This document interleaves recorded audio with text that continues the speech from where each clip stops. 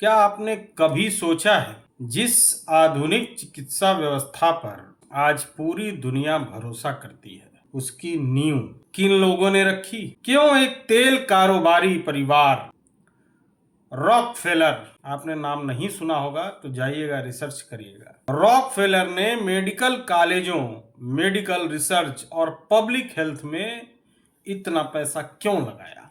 कभी आपने सोचा क्यों 1910 की फ्लेक्सनर रिपोर्ट ने अमेरिका की मेडिकल शिक्षा की दशा बदल दी और फिर यही वैज्ञानिक चिकित्सा मॉडल भारत तक कैसे पहुंच गया? कभी आप इस विषय पर सोचे हैं? एम्स जैसे संस्थानों के विकास में रॉकफेलर फाउंडेशन की भूमिका क्या थी? और सबसे बड़ा जो सवाल है, क्या इसका भारतीय फार्मा इंडस्ट्री से कोई संबंध है या नहीं है? यह विचार करने वाली बात है। ये आपको रिसर्च करते रहना चाहिए। नहीं है तो मैं जिस प्रकार बता रहा हूं इस वीडियो को जरूर देखिए, आपको यह बात कोई नहीं बताएगा। आज हम इस पूरी कहानी को परत दर परत खोलेंगे।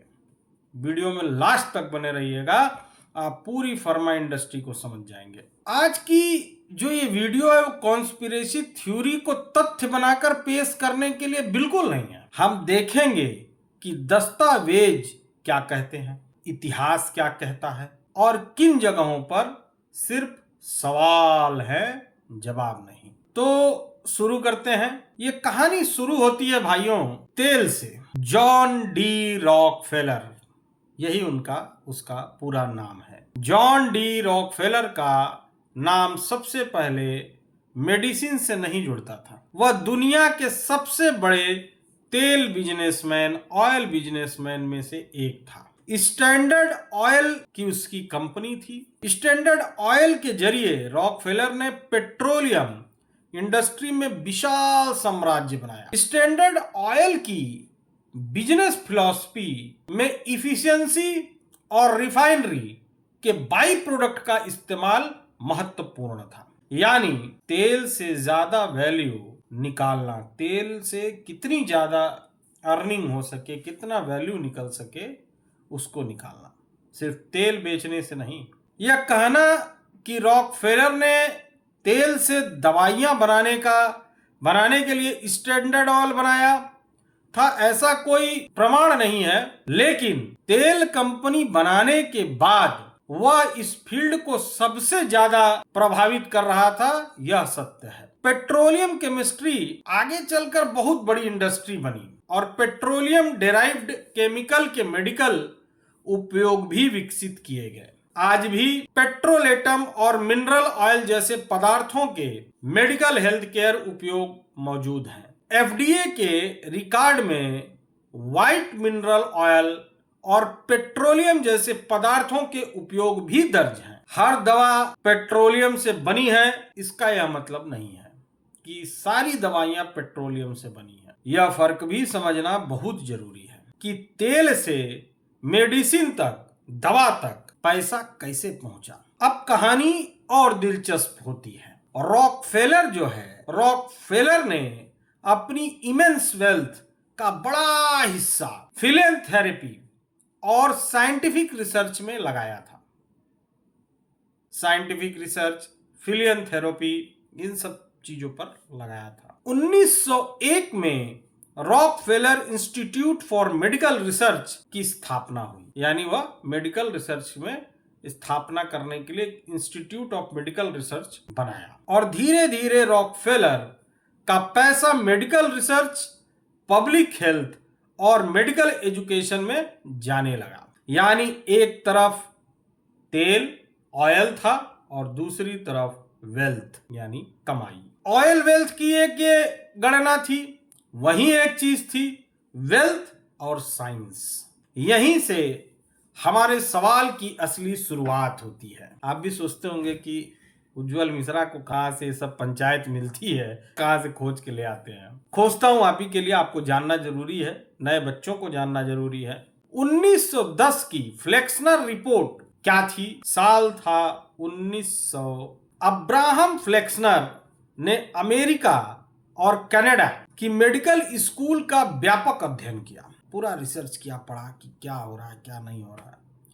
उनकी जो रिपोर्ट है कार्नेगी फाउंडेशन के लिए तैयार हुई। कार्नेगी फाउंडेशन शायद नाम था उसका, उसके लिए वह रिपोर्ट बनाए। उस समय अमेरिका में मेडिकल एजुकेशन बहुत फ्रेगमेंटेड था, उतना अच्छा नहीं था जितना आज का है। कई प्रोप्राइटरी मेडिकल स्कूल कमजोर फैसिलिटी और कमजोर साइंटिफिक ट्रेनिंग के साथ डॉक्टर तैयार कर रहे थे, मतलब ऐसे ही गिने चुने स्कूल कॉलेज थे।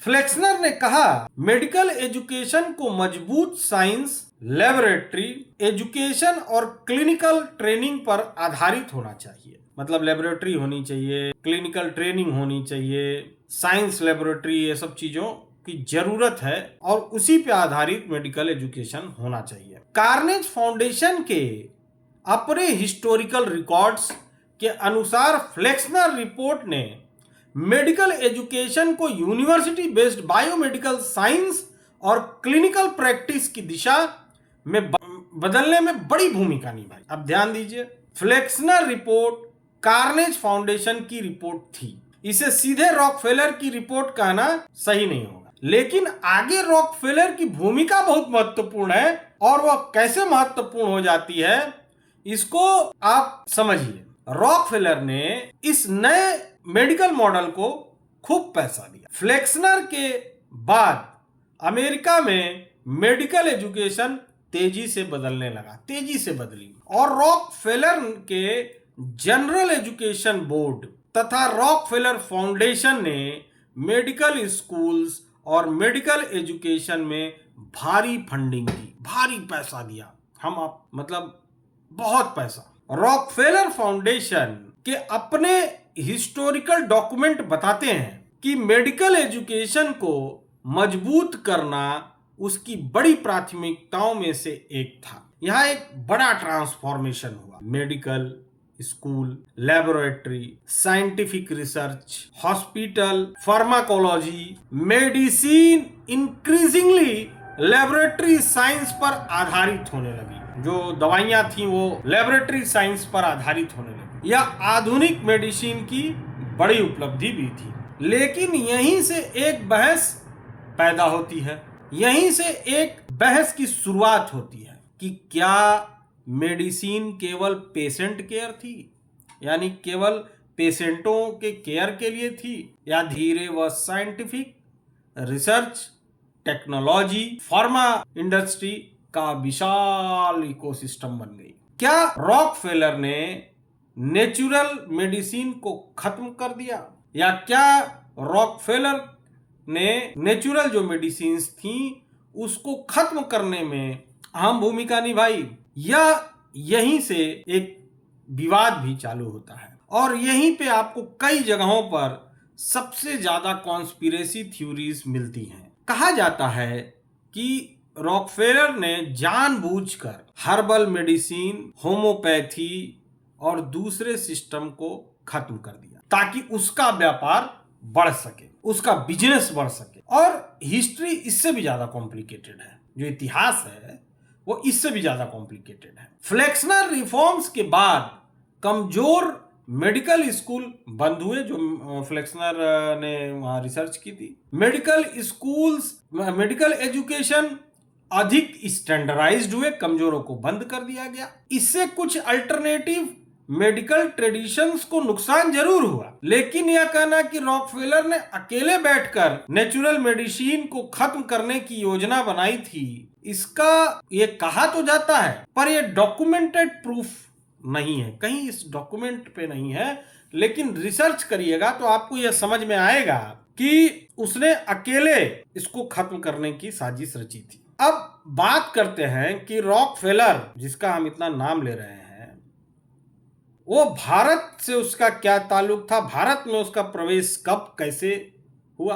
तो अब आते हैं इस हिस्से पर जो हमारे लिए, हम भारतीयों के लिए सबसे महत्वपूर्ण है। रॉकफेलर फाउंडेशन ने 1916 में भारत में ग्रांट्स देना शुरू किया। 1916 यानी आजादी से पूर्व, लगभग 16, 26, 30 साल पहले। 1947 तक उसका भारत में मुख्य ध्यान जो है वह मेडिसिन और पब्लिक हेल्थ पर ही था। इस दौरान रॉकफेलर फाउंडेशन ने पब्लिक हेल्थ, मेडिकल एजुकेशन और रिसर्च में सहायता की। सिर्फ सहायता नहीं, सरकार से ज्यादा सहायता की। उसके अपने रिकॉर्ड्स में भारत के कई मेडिकल कॉलेज के लिए फंडिंग दर्ज है। अपने उसके रिकॉर्ड में यह फंडिंग्स दर्ज है। भारत के आजाद होने के बाद 1956 में रॉकफेलर फाउंडेशन ने भारत के 4 प्रमुख मेडिकल कॉलेजेस के लिए लगभग $1 मिलियन के ग्रांट्स का उल्लेख किया है। $1 मिलियन। कौन कौन से कॉलेज थे वो? Christian medical college Vellore, Christian medical college Ludhiana, king George medical college Lucknow, सेठ गोवर्धन दास सुंदरदास मेडिकल कॉलेज बॉम्बे। इन ग्रांट का उद्देश्य फैकल्टी की स्ट्रेथनिंग, यानी फैकल्टी जो है उसको ऐसे ऐसे करो, क्लिनिकल टीचिंग और रिसर्च को बढ़ावा देना था। अब कोई इतना पैसा आपके भारत में आजाद होने के बाद क्यों लगा रहा था, और वो भी पूरे सिस्टम पे लगा रहा था। अब कहानी और बड़ी हो जाती है, विशाल। एम्स और रॉकफेलर फाउंडेशन। एम्स की स्थापना 1956 में हुई। रॉकफेलर फाउंडेशन के अपने 1959 और 1963 के एनुअल रिपोर्ट में एम्स के साथ उसके सहयोग का स्पष्ट उल्लेख मिलता है। फाउंडेशन ने एम्स के मेडिकल एजुकेशन और कम्युनिटी मेडिसिन प्रोग्राम को फंड और स्टाफ सपोर्ट दोनों दिया था। अब जरा चेन को देखिए, रॉकफेलर वेल्थ, साइंटिफिक रिसर्च, फिर मेडिकल एजुकेशन, फिर मेडिकल कॉलेजेस। ये चेन आप समझते जाइए। उसके बाद मेडिकल कॉलेजेस के बाद जो है एम्स और अन्य इंस्टीट्यूशंस। मॉडर्न मेडिकल रिसर्च, यह चेन ऐतिहासिक दस्तावेजों में मिलती है, लेकिन एम्स को फंडिंग देना और इंडिया फार्मा कंपनीज को कंट्रोल करना दो अलग बातें हैं। इन दोनों को मिलाकर एक ओनरशिप कॉन्स्पिरेसी बनाना सही नहीं होगा। फिर इंडियन फार्मा इंडस्ट्री कहां से आई? अब एक मिथ है, या आपको जैसे मिथ यह भी टूटता है। भारत की फार्मा इंडस्ट्री रॉकफेलर ने शुरू नहीं की थी, लेकिन उसकी भूमिका नहीं थी, इसे नकारा भी नहीं जा सकता। भारत में इंडिजीनियस फार्मा मैन्युफैक्चरिंग की जड़ें इससे भी पहले की हैं, मतलब रॉकफेलर से भी बहुत पहले की हैं। कुछ उदाहरण है, एग्जाम्पल है, बताता हूं, नाम सर्च कर लीजिएगा। आचार्य प्रफुल्ला चंद्रा रे ने बंगाल केमिकल के माध्यम से इंडिजीनियस फार्मा मैन्युफैक्चरिंग को आगे बढ़ाया। एलेम्बिक भी शुरुआती भारतीय फार्मा कंपनीज में था। एलेम्बिक भारत सरकार के फार्मा इंडस्ट्री हिस्ट्री में इन शुरुआती भारतीय प्रयासों का भी उल्लेख है, लेकिन ये बहुत आगे भी नहीं बढ़ पाए। यानी इंडियन फार्मा रॉकफेलर की बनाई हुई इंडस्ट्री पूरी तरीके से शुरुआती दौर से थी, ऐसा कहना उचित नहीं होगा। या ऐसा कहें कि इसको कहना इतिहास को गलत तरीके से सिंप्लीफाई करना हो। दोनों चीज को समझिए। असली टर्निंग पॉइंट जो है 1970 का पेटेंट लॉ। अब भारतीय फार्मा की असली कहानी यहां से आती है। 1970 में भारत ने पेटेंट सिस्टम में एक बड़ा बदलाव किया कि हमारी दवा है उसको पेटेंट कराया जाता है। नाम प्रोडक्ट पेटेंट की जगह प्रोसेस पेटेंट की व्यवस्था ने भारतीय कंपनियों को पेटेंटेड मेडिसिन के अल्टरनेटिव मैन्युफैक्चरिंग प्रोसेस विकसित करने का मौका दिया। WHO की माने, अगर WHO के अनुसार 1970 के बाद इंडियन साइंटिस्ट और एंटरप्रेन्योर्स ने फॉरेन डेवलप्ड फार्मा कंपाउंड्स के लिए अल्टरनेटिव प्रोसेस विकसित किए और डोमेस्टिक मैन्युफैक्चरिंग तेजी से बढ़ी। मतलब फॉरेन की जो कंपनियां थी वो कंपाउंड बना रहे थे और डोमेस्टिक जो है उसको प्रोड्यूस कर रहे थे, मैन्युफैक्चर कर रहे थे। मतलब सारी चीजें वहां होती थी और यहाँ सिर्फ प्रोडक्शन। यही कारण है कि भारत में सिप्ला, रेनबैक्सी, डॉक्टर रेड्डीज, सन फार्मा, लुपिन और जाइडस जैसी कंपनियों का विशाल जेनेरिक फार्मा इकोसिस्टम विकसित हुआ। यानी रिसर्च वहां, कंपाउंड वहां, सिर्फ यहां पे आपको प्रोडक्ट बनाकर मिल जाएगा। तो इस तरह देखा जाए तो भाई कंट्रोल तो वहीं से है। इसलिए भारतीय फार्मा इंडस्ट्री को सीधे रॉकफेलर कंट्रोल्ड कहना भी तथ्यात्मक रूप से उचित नहीं है, भले ही वो क्योंकि भाई प्रोडक्शन यहां हो रहा था। फिर पेट्रोलियम और फार्मा का कनेक्शन क्या है? पेट्रोलियम और फार्मा का क्या कनेक्शन है? इसी बात को हम लोग शुरू से कर रहे हैं।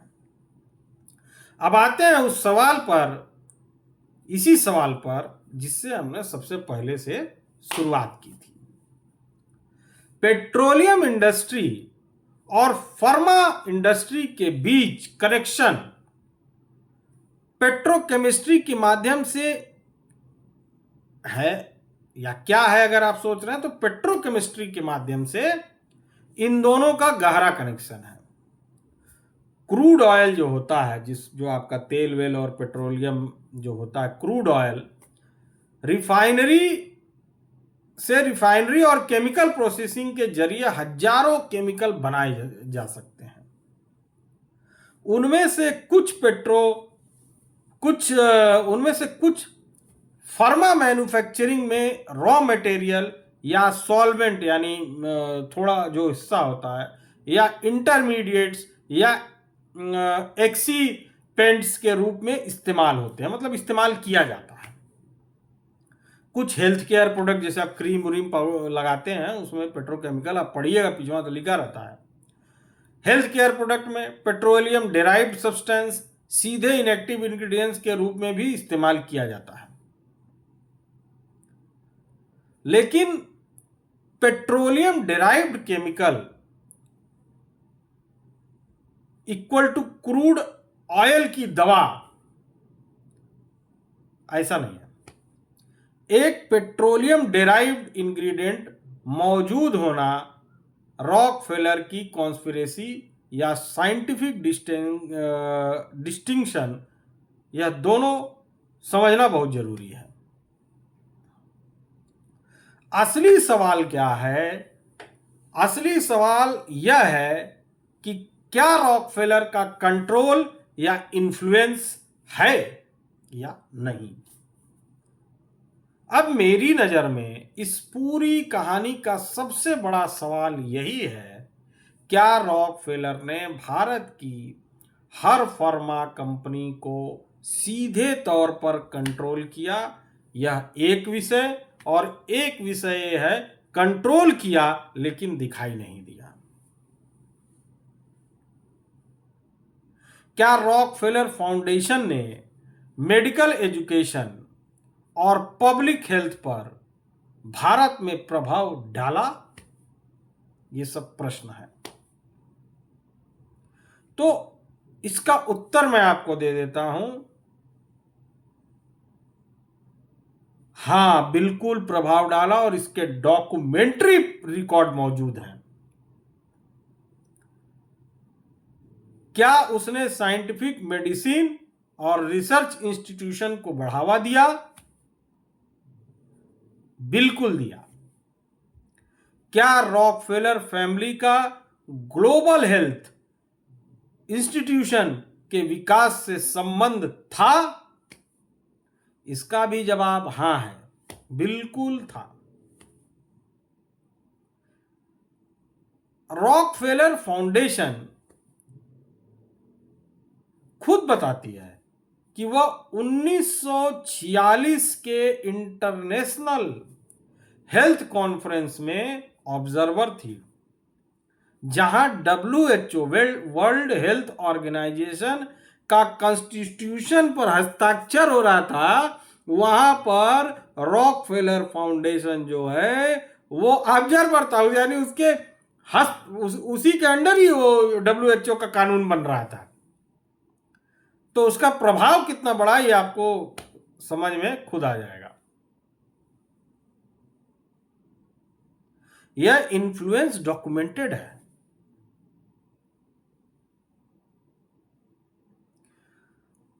ये इन्फ्लुएंस तो डॉक्यूमेंटेड है, लेकिन ग्लोबल फार्मा कंट्रोल की कॉन्स्पिरेसी डॉक्यूमेंटेड नहीं। और कोई भी कॉन्स्पिरेसी जो है, इतनी बड़ी कॉन्स्पिरेसी, वो डॉक्यूमेंटेड हो, और वो भी भारत और वर्ल्ड, मतलब भारत जैसे देश में, तो ये हमने तो कहाँ कहाँ से रिसर्च करके पढ़ते हैं आपके लिए, उसके बाद ले आते हैं इन सब बातों को।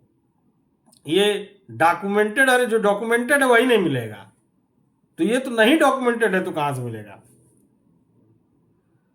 अगर इस पूरी कहानी को एक लाइन में समझना हो तो मैं इसे ऐसे कहूंगा कि वेल्थ, साइंस, इंस्टीट्यूशन, इन्फ्लुएंस, यानी पैसा, विज्ञान, फिर कॉलेज, और उसके बाद इन्फ्लुएंस।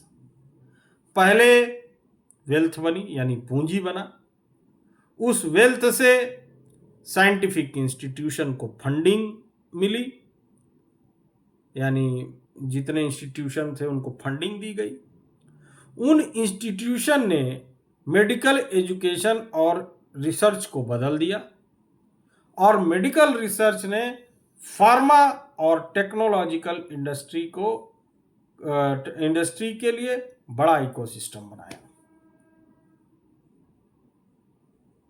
अब सवाल यह है, क्या फिलैंथेरेपी केवल मानवता की सेवा थी, या क्या साइंटिफिक इंस्टीट्यूशन को पैसा देने वाला व्यक्ति या संस्था भविष्य की दिशा पर प्रभाव डाल सकता था या डाल सकता है? यह सवाल आज भी रिलेवेंट है। यह सवाल आज भी पूछा जाता। आप भी पूछिए कि कोई 1-2 करोड़, 10 करोड़, 5 करोड़ की बात नहीं है। मिलियन मिलियन डॉलर आज से लगभग 70 वर्ष पूर्व आपके मेडिकल पे खर्च किए जा रहे थे, तो उसका कारण इन्फ्लुएंस करना ही था।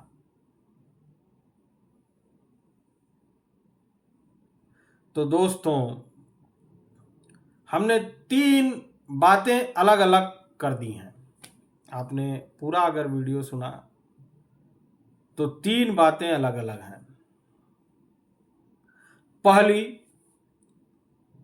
रॉकफेलर का स्टैंडर्ड ऑयल और पेट्रोलियम इंडस्ट्री से गहरा संबंध तो था। दूसरी, रॉकफेलर फाउंडेशन ने मेडिकल एजुकेशन, साइंटिफिक रिसर्च और पब्लिक हेल्थ में दुनिया भर में और भारत में भी महत्वपूर्ण फंडिंग, कई 100 करोड़ की फंडिंग की।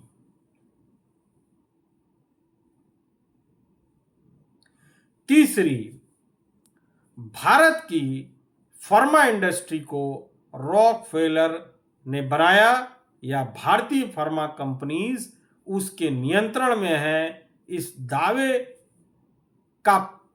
दावे के पीछे मैंने इस पूरी बात से जो बात निकाली कि फार्मा कंपनीज उसके नियंत्रण में क्यों नहीं होंगी, जब उसने इतना पैसा लगाया और पूरी सिस्टम, उसने एक चेन बनाई कि अब तुमको ऐसे ही करना है, और उसका प्रथम जो स्थान है वो रॉकफेलर का है, और उसने जैसे जैसे पूरा इकोसिस्टम तैयार किया है उसी तरीके से कार्य हो रहा है। तो भाई नियंत्रण में तो पक्का है, ऐसा मेरा सोचना है।